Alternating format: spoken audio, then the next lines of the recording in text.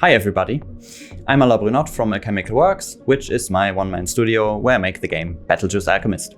This is my first devlog video, and the devlogs videos are supposed to be a bit different from my usual videos. They are less edited, and what we will talk about this time is you get a small view behind the curtain of this YouTube thingy, how I make it, and also we talk about boring stuff like programming, but also about exciting stuff like maps, which I love a lot.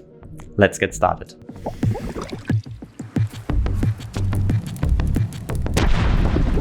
So, as I said, this video is going to be a little bit less scripted than the normal videos. I don't want to present a special feature and get the point across. I want to talk a bit more freely about what I do and also how I feel about making the game. So how far will this development log go back?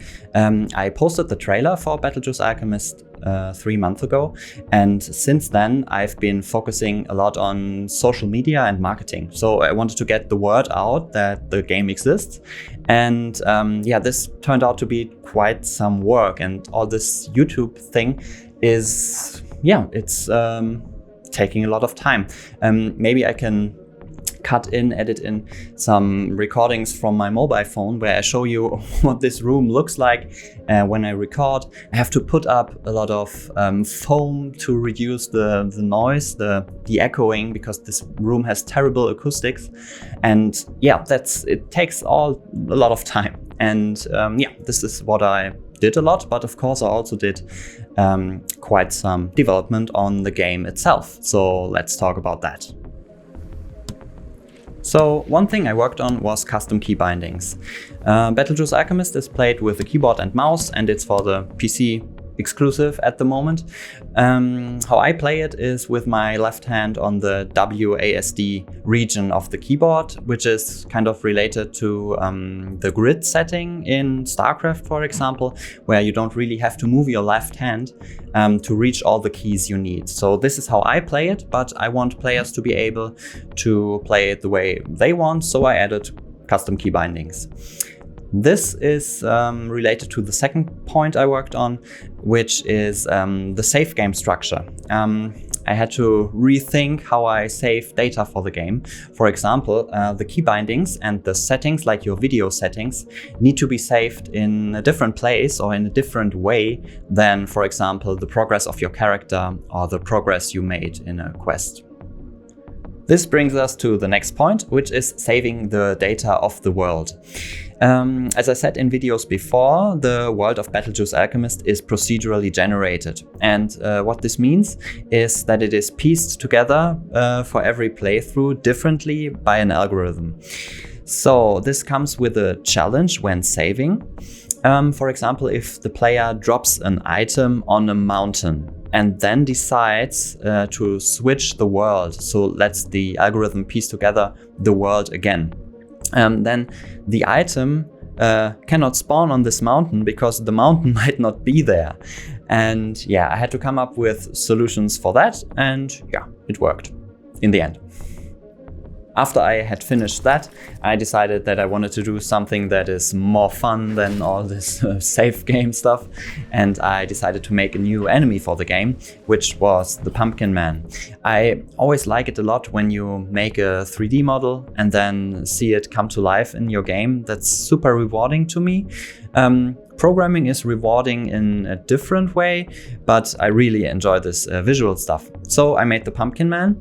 I also made a video about it, and I covered my whole process from start to finish, like how I do research and how I texture the model and make the model, and then bring it into Unreal Engine. So this was a lot of fun. Then it turned out that I had overlooked some bugs when making the save game system. Especially the quest system had some trouble when saving. Let me talk about the quest system a little bit. I try to imagine it like a spider that sits in her web, and the strings are connected to all the other systems. For example, the player character or the fighting system or the world generation. Everything informs the spider the quest system, when something happens. For example, an item is dropped and then the spider gets the info, hey, item got dropped. And then she decides if she has to show a tutorial box or, for example, trigger a new dialogue option in an NPC. Yeah, and saving all that also turned out to be a challenge that I had to overcome. I'm quite sure that many of the things that I say are super difficult and challenging are not that challenging from a programming standpoint or for other programmers. And actually, I don't consider myself a programmer first.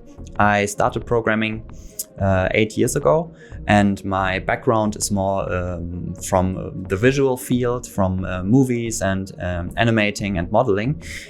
So programming is something that's quite new to me, but also on the other hand, it is super rewarding. I like it to solve these problems. And yeah, when I say they are super difficult, they are difficult to me and not necessarily difficult for everybody.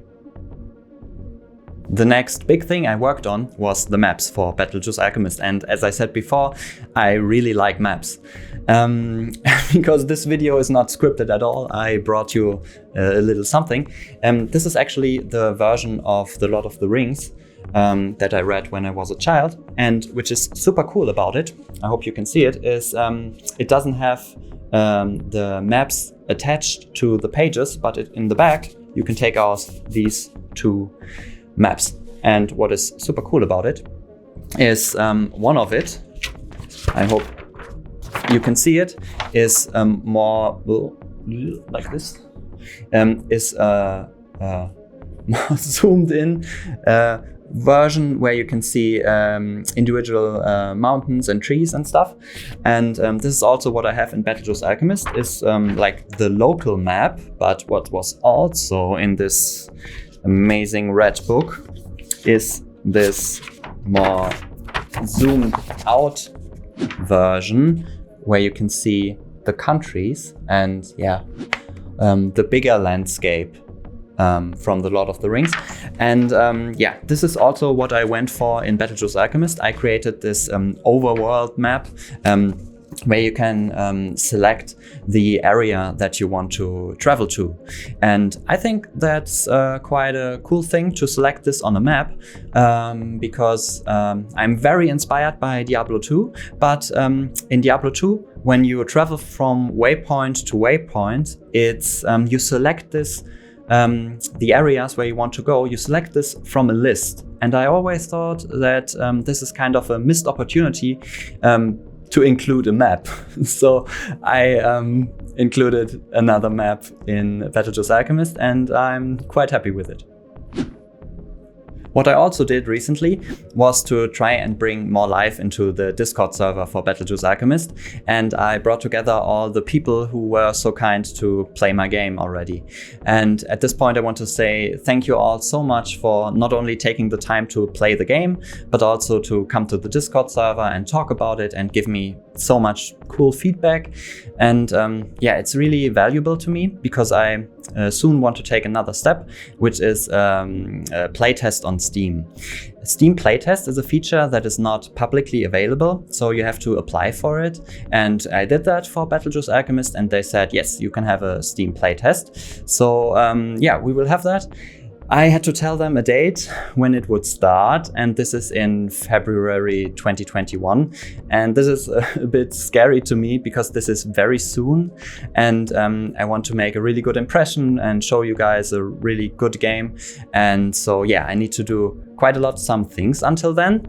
One of the things I want to do is rework the enemy's AI, and this is really exciting. I really like to work in that field, to make enemies behave the way I imagine them to do.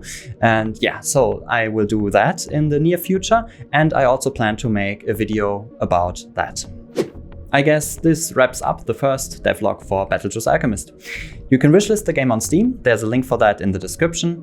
And if you liked this video, you can give it a thumbs up and subscribe, or even support me on Patreon if you like.